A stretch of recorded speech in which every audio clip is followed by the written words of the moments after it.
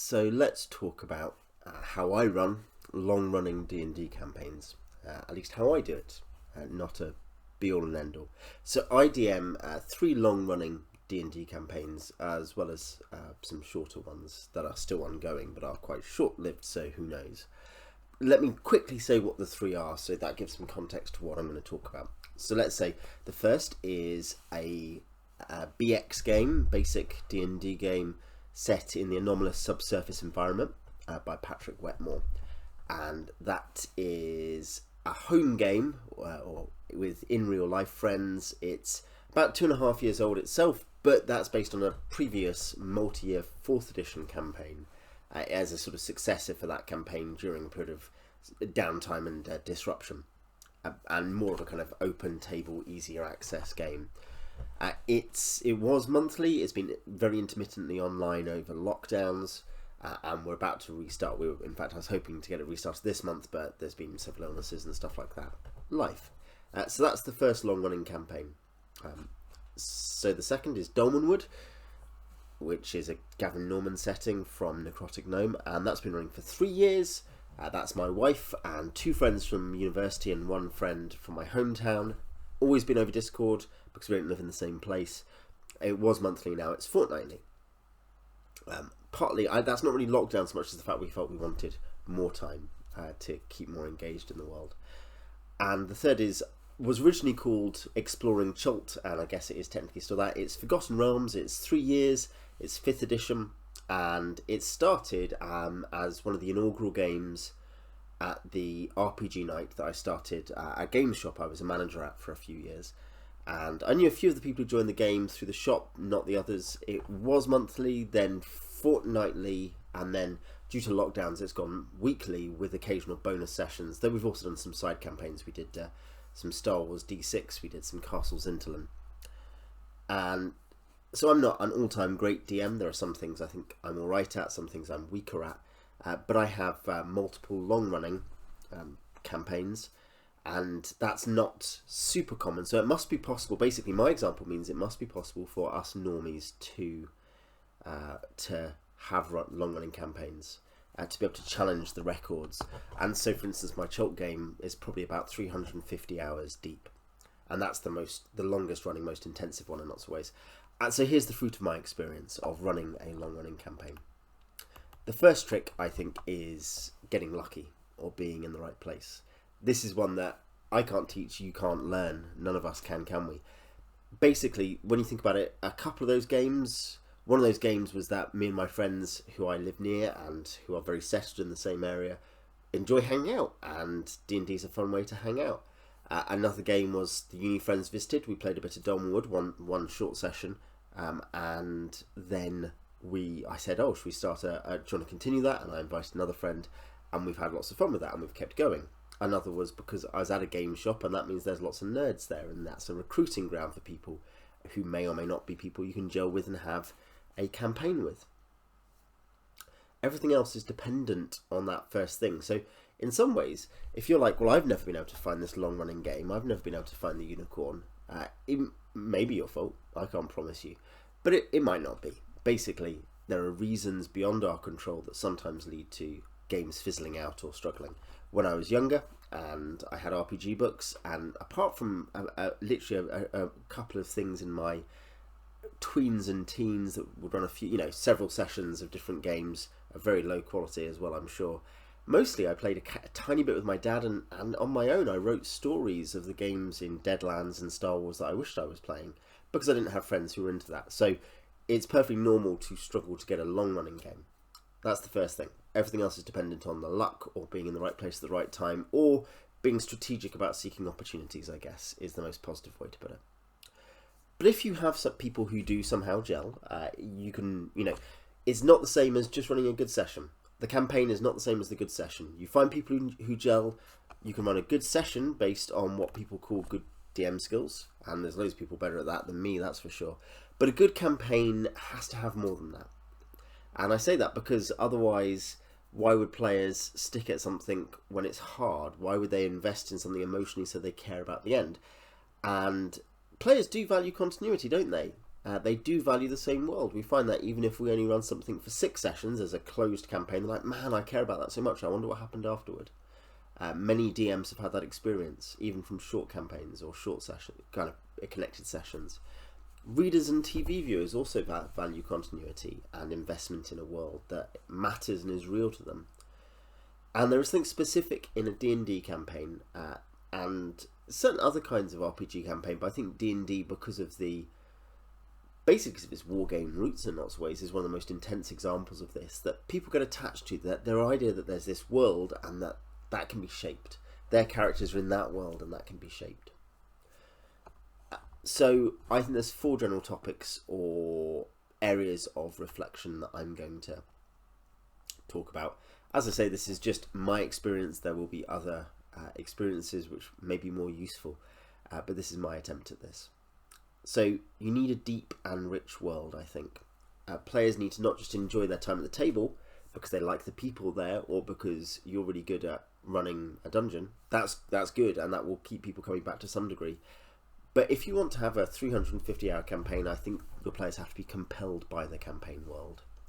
And a moment in my 5e campaign that was really satisfying for me was when some PCs had been in the Deep Carbon Observatory by Patrick Stewart, and it went horrendously wrong. It was kind of epically wrong in the best D&D sense, with like a cartilaginous giant crawling up a shaft way whilst a kind of undead drow type elf thing was kind of manipulating people's minds, and the bad guys, the rival adventuring party, are they the bad guys who just turned up with a horde of zombies and were sniping from gigantic gear chains, and they're like, we have to leave.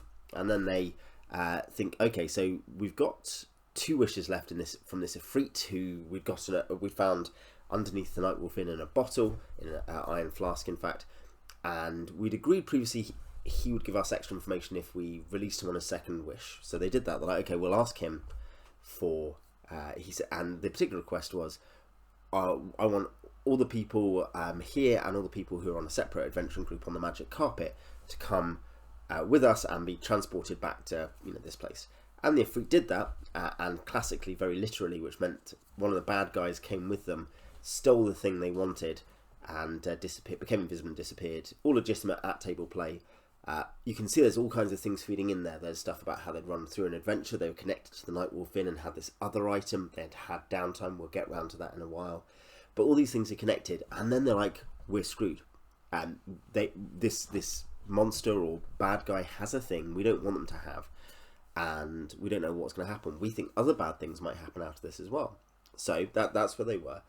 And then one of the players said, do we know about Candlekeep? Because this is set in the Forgotten Realms. Do we know about Candlekeep? And I said, well, yeah, biggest library in the world.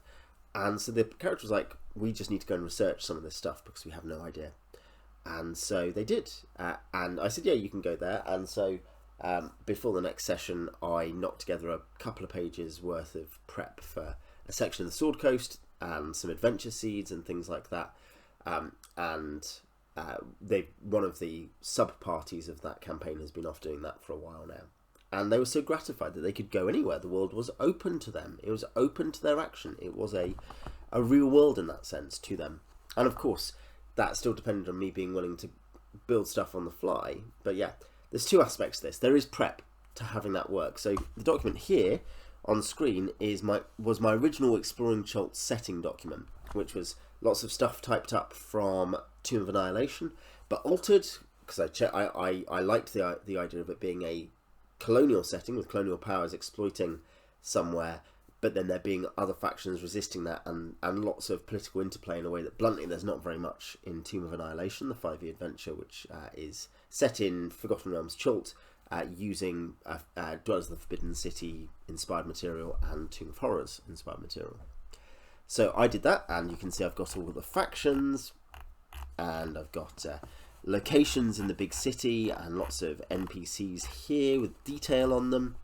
I've got random encounters, important answer, and rumours they can pick up. I think there's a D30 table in the end. Then some other locations, including stuff that I added from, you can see Ruins of Mesro, Tortle Package, Lost Kenku, Ruins of Hisari, Return the Lizard King is in there too, and a few other adventures I found to do with Chult, on DM's Guild and elsewhere. And I was like, great, I'll pop those in. I will use their material. Basically, yeah, I've made rumour tables. I found extra resources to fill out the world. And of course, that's an ongoing process. So when my characters said they wanted to go to the Sword Coast, I had to make sure I spent the time to prep and come up with a few dungeon ideas for that. And it's my hobby, so I don't mind doing that. But it was something where to make a living, vibrant world and to be able to let your players go onto different rails. You know, in some ways, all sandboxes are very complex railroads because eventually, you know, essentially the DM cannot describe every single atom in the room, so there has to be some limitation of the material. But you get what I mean. It's a sandbox world. They need to go where they want, and therefore you need to be able to prep stuff or come up with stuff on the fly. But the flip side is you don't want to overwork that. You can be vague and should be vague in areas they've not visited. You definitely also should just steal lots of stuff to fill your world out. Lots of other people have written stuff. Steal it. You can adapt it. I've adapted, for instance, one of my sub-parties in that campaign is currently in doing the Cordell Sahuagin stuff, and I've adapted Angler Island to be an island near Port Nyanza in Chult, which is connected into the politics of Chult, and aspects of that can feed back into the main campaign in the long term, as well as whatever we do in the actual adventures. So it saves time that I found this adventure that's far better than anything I could write, and I've then connected it fairly simply into my world in a way that will bear, and the same with Sword Thrust, which is something that another sub-party has ended up doing, and the same with the stuff that is even official Chult material. I take it and I adapt it, you know, in some cases expand it or improve it. The next thing, that's the kind of the deep rich world point. The second point, admin tools. The longer you run a campaign, the more admin tools you're going to need. So, for instance here, I have time records, character treasure, XP, exploration XP record and total XP record. So look, the top admin tool is actually your players. That's the first thing to say. Where possible, have players run their inventories, keep a track of their leads, make dungeon maps, etc. Reduce the amount, especially in a long-running campaign, reduce the amount of work you're having to put in week on week so that you are not going crazy, because to make it work, I mean, you're gonna have to spend all your time in it. Obviously, your tolerance of time spent in it will vary. You might be more tolerant than me, or might be less tolerant than me. But either way, use your players as much as you can. Second, I have that world book, albeit very simple, for Chult. I also, because particularly over the last year with so much stuff running online, I can kind of afford to be a mess around here, because I actually usually sit here when running games online, and I can just have all my books and can leaf through them, and it's kind of chaotic. That's one thing. I'm not actually very strong at the admin stuff necessarily compared to some people, but I make it work for me. So yeah, I have the world book for Chult, and I know in my head all the resources I need access to. I've also started using, as you can see here, an Excel document for table displays of PCs. I had used just a Word document because sometimes I find it easier to start things and note thoughts and get lists going in word processors. But I've transferred certain things, so basically anything which is tabular, into Excel. And I'm trying to get increasingly into that. And you can see here, and it's vastly improved my experience, you can see here we've got day records of where different sub-parties are in this campaign, project timers. There's a similar thing about the total XP for different characters there, and that also keeps me in mind about kind of what characters are doing what, and is just one prompt for me, the particular system I have at least. People use Notion, Scrivener, other platforms too. Obviously different people will do different things for that, but the idea that you have easily accessible records of key data I think becomes more important the longer something runs, because there are more things for you to remember. I have an NPC record here. You can see here that I've got a pretty big NPC record for Chult and the surrounding areas, and a smaller one for the Sword Coast, where they've only gone for a bit, and including kind of seeing this guy, the Master of the Mines, who's a Beholder Gorth, is dead, so he's greyed out, and I can kind of note a few things there, description of what they're like, and details particularly if there's anything relevant about what they want to do. But it may or may not, there may or may not be stuff I need there. It may also be that I can remember stuff without needing it noted. I do use different admin for different campaigns based on what the campaign needs. So that's one point about you adapting to what you're doing. My Donald campaign has a few things. It doesn't have these systems. It has a Google Doc, which everyone shares, which has leads in it, player records, and some degree of input from me. So it has a big list of known NPCs and their feudal ranking and relation. It has a Miro board, which we all share, with maps, which most of the players manage, but I tag the world map for them. And I've got an admin document as well on Zoho for initiative and to remind me what future things I need to do and so forth.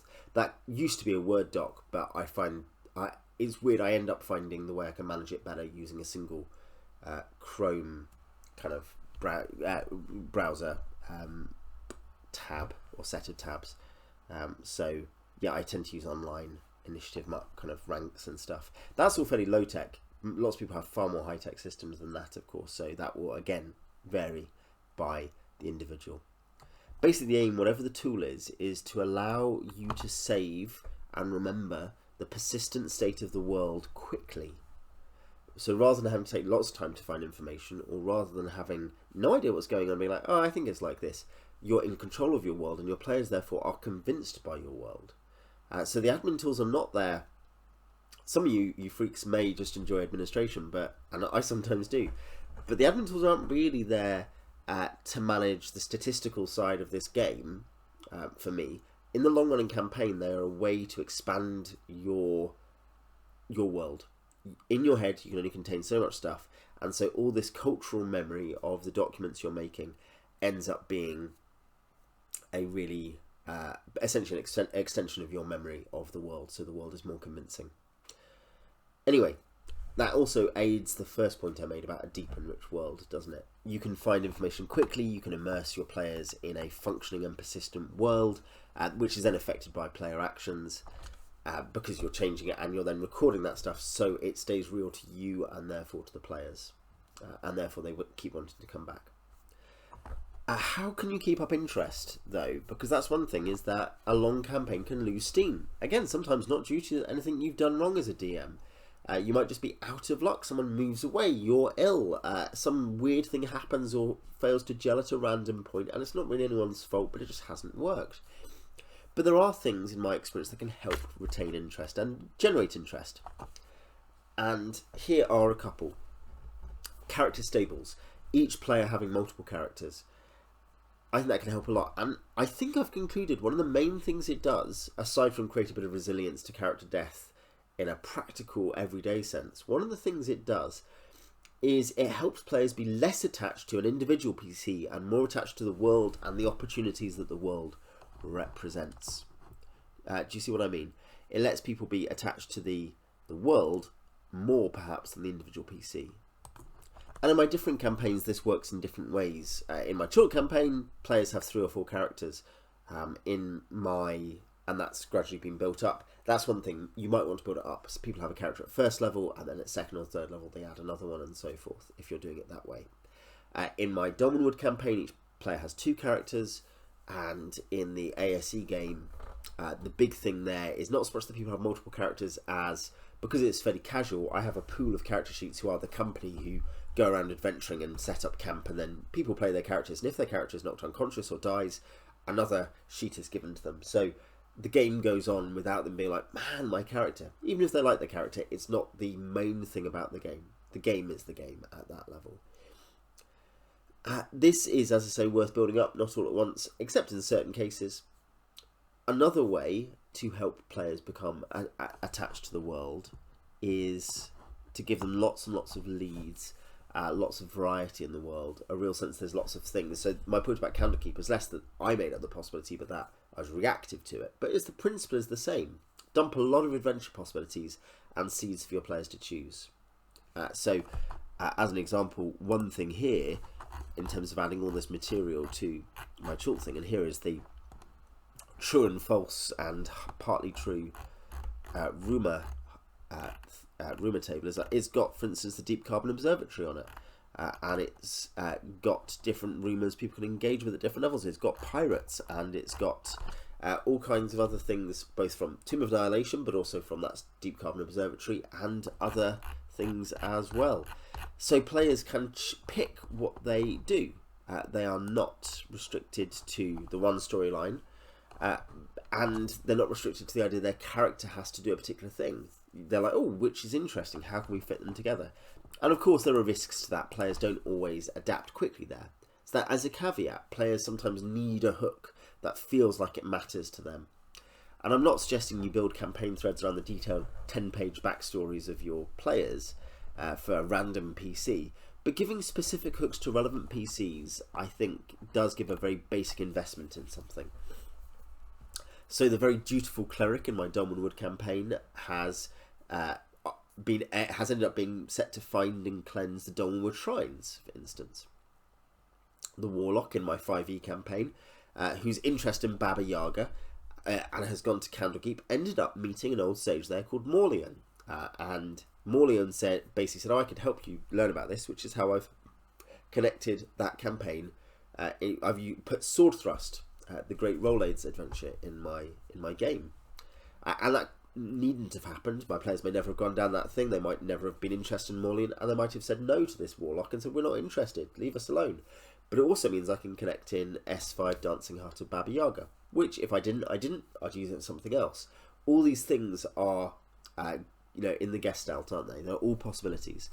And the more players can explore their own kind of weird things they create in their head, or which you kind of throw out as partially relevant to them, that may help. So generally have lots of hooks and leads and possibilities, but also know how to connect it to your individual players in a way that doesn't involve creating enormous plot-based character stories.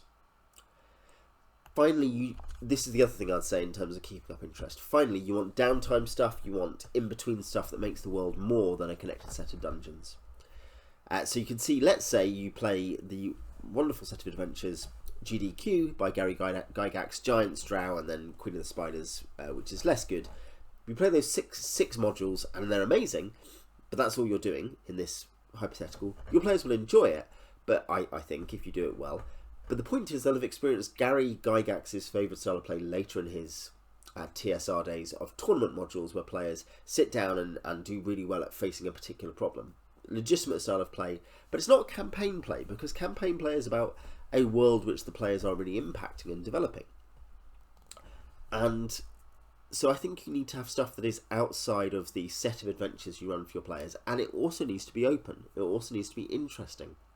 So examples in my games: strongholds and followers, faction level politics, and this is most relevant for my 5e game where a lot of this stuff is going on in detail, but it does apply in the others as well. So strongholds and followers, faction level politics, where you're like, do we help? In my 5e game, for instance, you've got a pirate who basically wants to form a pirate fleet and is happy to use anyone to help him do that. You've got a paladin who's ended up sworn to the technical heir to the throne of Chult, and who really wants to kick out the colonizers. You've got other people who are a lot less bothered about those things, aren't very political. There's one guy who wants to end up founding a temple to Kirillali, the halfling goddess of hospitality. And so it's basically like, you all do what you want, I'll come and help if it's not breaching my code of conduct. But there's all these different things where they've got longer term aims, factional aims, stronghold aims, and so for me, another example might be campaign level threads like the Night Wolf Inn, which I have in 2 campaigns of mine, and I'm hoping to bring into another of my shorter lived so far campaigns.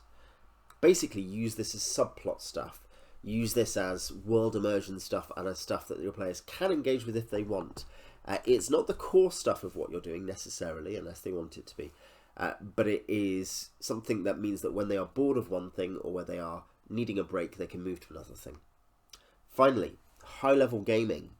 These campaigns can go on for a while and can end up in interesting different places, right? You know, that you're kind of, everyone has the dream. By everyone I mean some people, but you know what I mean. Everyone has the dream of the high-level adventures where everyone's earned their way through all these low levels up to the mid levels, up to the high levels, and then achieves amazing stuff. And thinking about recently reading the end of Anthony Husso's campaign on the Blue Bard, which he's run for 7 years, and there's all these amazing adventures have happened from being low-level nobodies up to storming one of the fortresses of Orcus, and that's all earned. That's the big thing you want people to go away with, is not having gone through a plot line, but having earned a story, having created a story together. Well, my current players are at best reaching the higher bit of mid-level, so I'm not an expert on this. I've run high-level games occasionally, but I'm not going to be like, man, I know how to run a high-level campaign. Very few people do.